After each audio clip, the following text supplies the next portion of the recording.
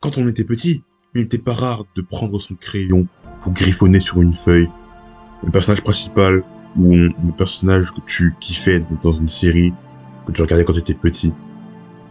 Parce que tu kiffais ça. C'est simple. Quand on était petit, il y avait beaucoup de gens qui dessinaient. Et en même temps, c'est normal. Parce que quand t'es petit, ben t'aimes bien la liberté. Et en vrai, quand tu dessines, ben c'est un peu la liberté. C'est là où ton monde peut prendre vie. C'est là où ton imagination peut prendre vie. Chacun de tes coups de crayon permet d'exprimer des émotions, des idées et même tes rêves les plus fous. Quand tu es un dessinateur, tu es l'être le plus libre du monde, puisque tu peux donner vie à tout ce que tu veux. Le dessin, c'est magnifique. Le dessin, c'est la liberté. Bon les gars, on va revenir sur Terre, parce qu'on va pas se mentir, quand tu dessines au début, tes dessins, ils puent la merde. T'as souvent des idées plein de la tête, mais quand tu essaies de les faire, vu que t'es nul, ben tu peux pas les réaliser. Le dessin, c'est aussi avoir la flemme de pratiquer les fondamentaux, parce que t'as envie direct de dessiner ce que t'as envie. Mais vu que tu ne pratiques pas les fondamentaux, ben tes dessins ils puent encore plus la merde.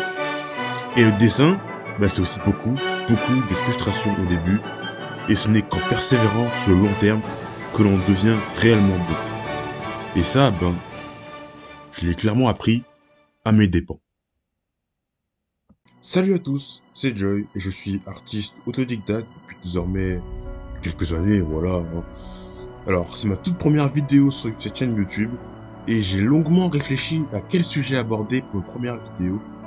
Et je me suis dit tout simplement que le mieux serait de montrer tout simplement qui je suis. Enfin, plutôt, qui j'ai été en tant qu'artiste. Car oui, aujourd'hui nous allons retracer mon évolution en tant qu'artiste et mes tout débuts jusqu'à aujourd'hui. C'est parti générique.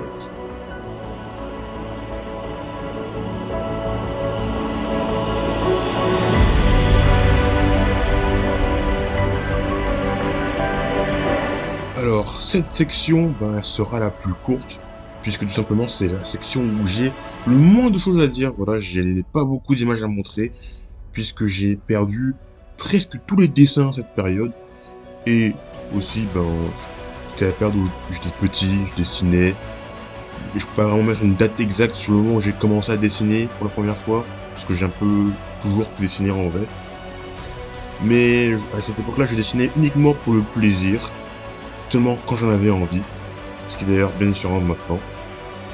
Et du coup, à l'époque, j'associais le dessin avec un moment de plaisir. Et je dois dire que, bon, le dessin était nul, hein, forcément, c'était le début. Mais au moins, je prenais du plaisir à le faire. Et pas me mentir que je regrette un peu par moment cette période.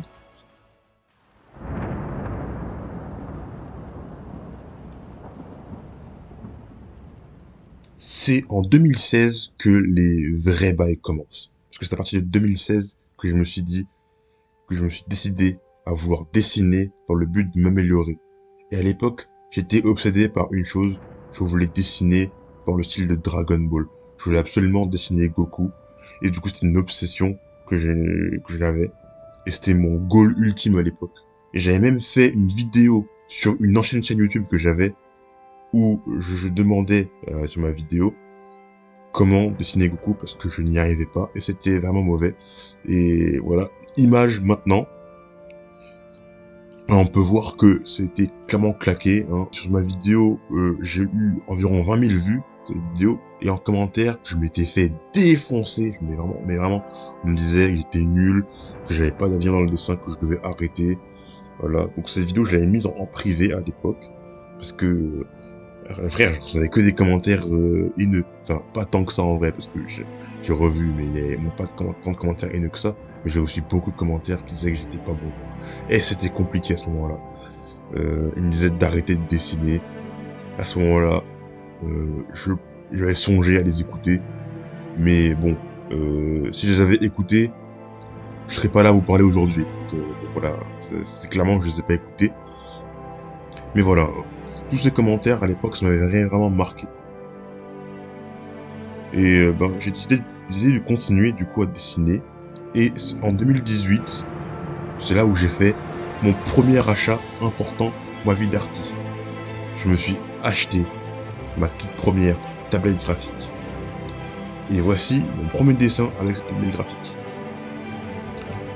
C'est compliqué, voilà, c'est compliqué. On vient de loin, comme je vous l'ai dit, on vient de loin. Voilà, donc vraiment, et même à l'époque, je dessinais pas tant que ça sur ma tablette graphique parce que j'avais un ordinateur explosé au sol, genre vraiment, ça buguait sa mère. Du coup, à chaque fois que je voulais dessiner, je faisais mon dessin, l'ordinateur il crachait de nulle part. Du coup, je perdais mon dessin. Du coup, c'était extrêmement frustrant. Et du coup, en fait, je n'utilisais même pas tant que ça cette tablette graphique parce que, voilà, le PC était trop mauvais. Du coup, je dessinais encore beaucoup sur papier à l'époque. Mais on verra plus tard que ça va changer. Alors, petite interruption dans la vidéo. Voilà, comme vous le savez, c'est ma toute première vidéo sur cette chaîne YouTube. Du coup, présentement, on est à 0 abonnés, du coup. Et si vous êtes arrivé jusqu'ici et que la vidéo vous plaît, n'hésitez pas à lâcher un like, à partager la vidéo et à vous abonner. Ça me ferait extrêmement plaisir. Sur ce, retournons à la vidéo.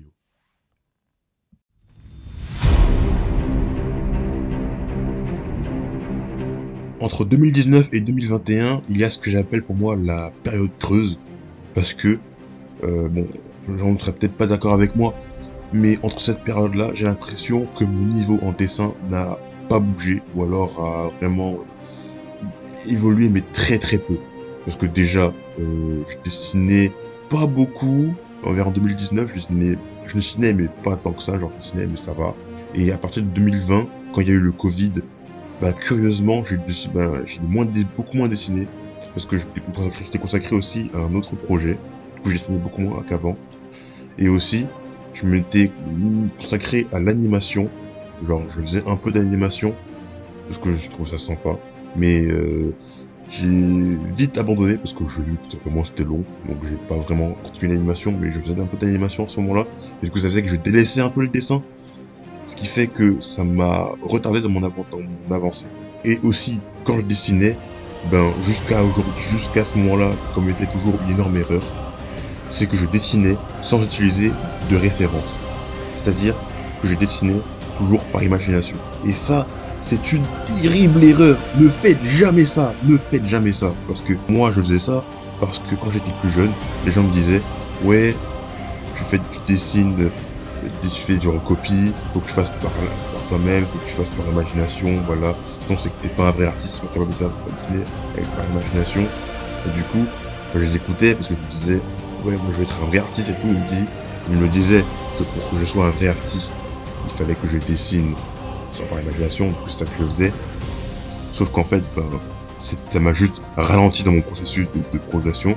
Et c'est aussi pour ça que je constatais qu'il y avait tout le temps un écart abyssal entre mes reproductions de dessins déjà existants et mes propres créations. Du coup, j'écoutais les gens, mais au final, ça m'a pas servi. Du coup, voilà, ceux qui m'ont dit ça à l'époque, au collège, c'était vraiment de la merde. Et du coup, si vous regardez cette vidéo et qu'on vous dit de dessiner par imagination seulement, ne les écoutez pas, c'est des bêtises. Utilisez des références, utilisez des références, utilisez des références. C'est primordial. C'est comme ça qu'on progresse. Voilà. Si vous venez retenir une chose de cette vidéo, utilisez des références. C'est comme ça qu'on progresse. Si tu dessines sans utiliser des références, c'est inutile, tu ne t'amélioreras pas. Ou alors seulement très très peu. Donc ça ne sert à rien. Donc voilà un conseil que je vais donner pour cette vidéo. Et c'est quand j'ai finalement compris qu'il fallait que j'utilise des références que là, l'éclosion est arrivée.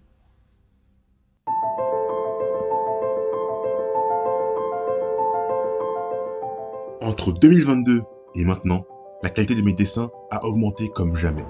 Simplement parce que mon mindset il a changé de premier abord. À ce moment-là, j'ai été convaincu d'une chose. Je veux être artiste professionnel. Je sais que maintenant, c'est mon objectif dans la vie. Et c'est à ce moment-là que je me suis mis à regarder différentes vidéos YouTube, voire m'aider à cela. Et j'ai découvert du coup le youtubeur Marc Brunette, que je vous invite à aller regarder. C'est un artiste qui a travaillé pour Blizzard et qui donne de précieux conseils. Il a même une formation qui s'appelle YouTube Art School, que je n'ai pas pu me payer parce que j'ai pas l'argent. Voilà, on va pas se mentir, ça coûte quand même une blinde ce truc. Par contre, c'est en anglais.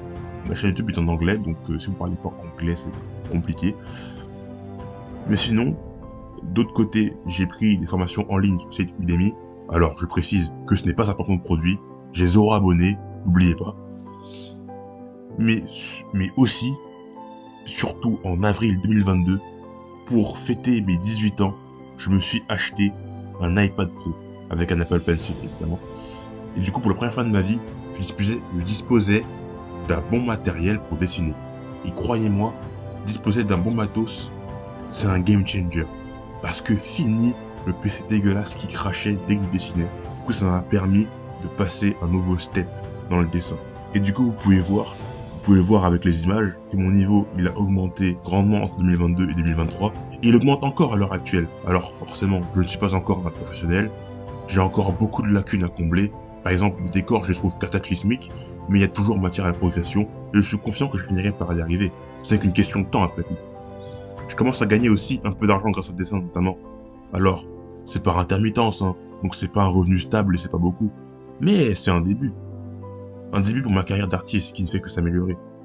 Je continuerai de m'améliorer et de pousser pour réaliser mon rêve, qui dérive de ma passion. Et je sais que tant que j'en suis convaincu et que je donne les efforts nécessaires, ce rêve finira par devenir réalité.